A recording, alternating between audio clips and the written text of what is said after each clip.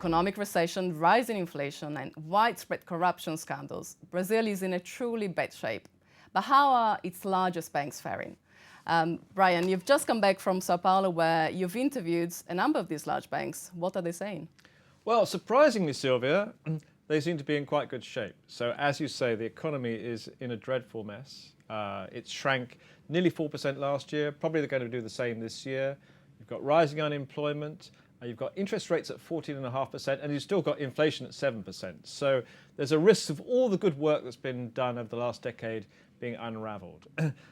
In normal circumstances, you'd expect the banks to be experiencing a huge amount of pain, but they seem to have spotted the trend very early.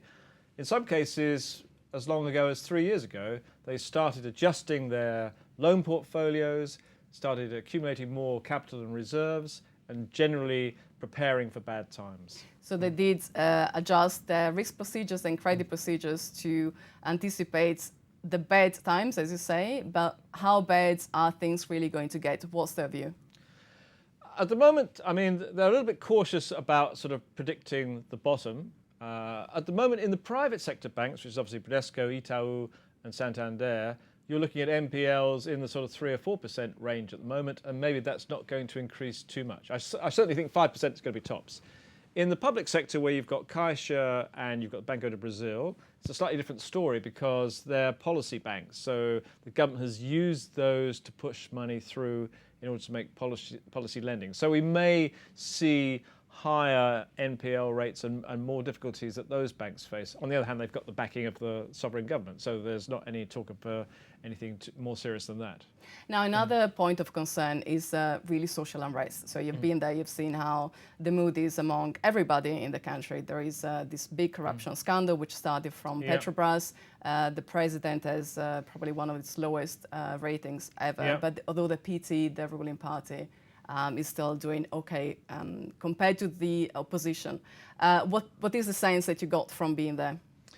Yeah, I mean, people are very, very unhappy, and you start to see it in ways that you wouldn't have seen before. So social media is full of clips on YouTube where they're making fun of the president and the former president.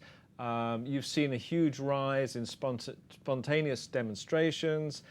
And you have to say that the Olympics in Rio in the summer, are an example of a time when people might think it's opportune to make their point heard. So it's definitely going to be a very rough few years for Brazil. People are unhappy.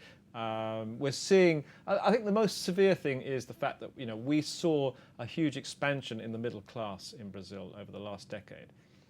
And are we going to lose that? Are we going to go back to the old Brazil where you've got this massive income inequality and people don't think it's a fair society? So inequality is definitely a big issue in Latin America, the highest still levels across the world. And there is that part of the population which is just made into the middle classes, which is at a really high risk. So we shall keep an eye on Brazil, very difficult year ahead for the country. Thank you, Brian. Thank you.